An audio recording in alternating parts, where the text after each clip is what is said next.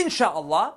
And I'm going to be going to the three main sources, the three sources that Ahlul Sunnah take our understanding of the religion from: the Quran, the Sunnah, and the Ijma'. And I'm going to give you multiple evidences from each one of the sources, so there can be no room for anyone to have any way to weasel out of the ruling on music. So it's going to be clear. Brothers and sisters, let's go to the Quran first and foremost. Now, there are 5 different ayat in which Allah subhanahu wa ta'ala addresses music to us. Yes, you'll be surprised to know there are actually 5 ayat where Allah subhanahu wa ta'ala deals with music. The first one is an ayah in Surah Al-Luqman. What does Allah subhanahu wa ta'ala say? Ayah 6. أعوذ بالله من الشيطان الرجيم. ومن الناس من يشتري لهو الحديث ليضل عن سبيل الله بغير علم ويتخذها هزوا أولئك لهم عذاب مهين.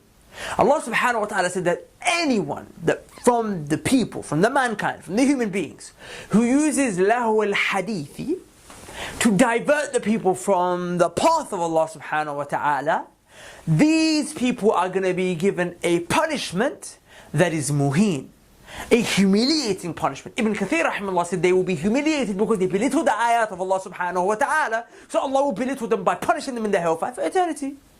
Brothers and sisters, lahu al-hadith. What does this word mean? Generally speaking, the word means vain, idle, stupid, unnecessary talk, speech. This actually directly refers to music. What is my evidence for this? Imam al-Wahidi rahimahullah in his tafsir of the ayah says that the majority of those who explain the Quran, the mufassirin in other words, they took this ayah to mean al-ghina, music.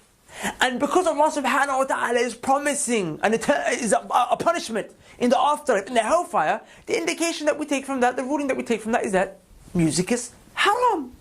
Now, you might say, well, hold up, Allah didn't specifically mention music. And I agree with you, Allah didn't. He said, lahul hadith. But He doesn't have to specifically mention music, as long as it was understood as being music. But who was it understood from? Because we can't just take from any random guy on the street, hey, the Quranic ayah here refers to music. Because that means anyone could impose their meaning and their understanding on the Quran. Agreed. That's why our understanding comes from the Sahaba. Brothers and sisters, the Sahaba, their understanding is going to be better than me and you, right? I mean, they did get their knowledge from the Prophet sallallahu alaihi wasallam. Okay, well, let's see what the Sahaba said about this ayah. 3 Sahaba, brothers and sisters. Listen to these names. If you guys know any understanding of the history and the lives and the biographies of the Sahaba, you will automatically start to think, okay, this is serious now.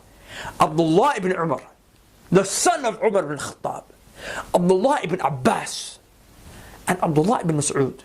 All 3 of them said that lahu al-hadithi refers to music. Brothers and sisters, who was Abdullah ibn Abbas? He was the cousin of the Prophet sallallahu alaihi wasallam, and the Prophet sallallahu alaihi wasallam made dua for him. Allahumma faqihu fi ad-din wa 'allimu ta'wil. The Prophet said, Ya Allah, give him understanding of the religion and teach him the interpretation of what? The Quran. Brothers and sisters, let me ask you a question. Is the dua of the Prophet ever going to be rejected? No. The Prophet is making dua for him that he is able to interpret the Quran. And Allah teaches him this. The Prophet's dua is never rejected, and his dua is for him to interpret the Quran, and guess what? He's interpreting this ayah and the Quran to mean music.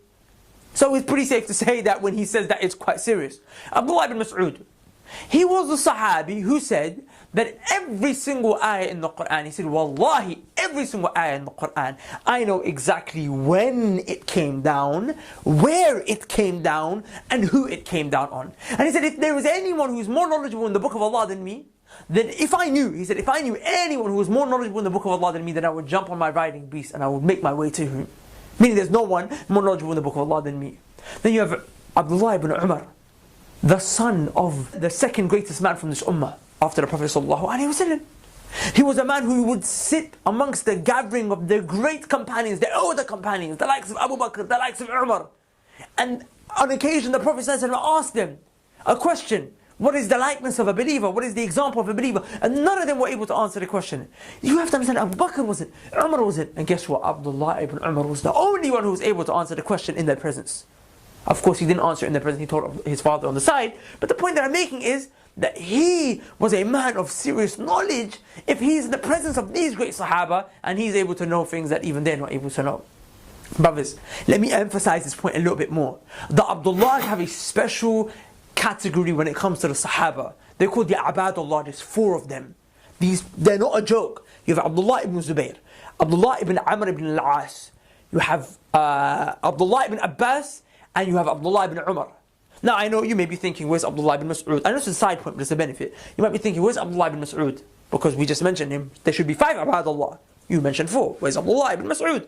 Well, Imam Ahmad was also asked this question. He said that he's not from these 4, and Imam al-Bayhaqi actually explained why he's not from these 4. He said because Abdullah ibn Mas'ud died when he was quite young.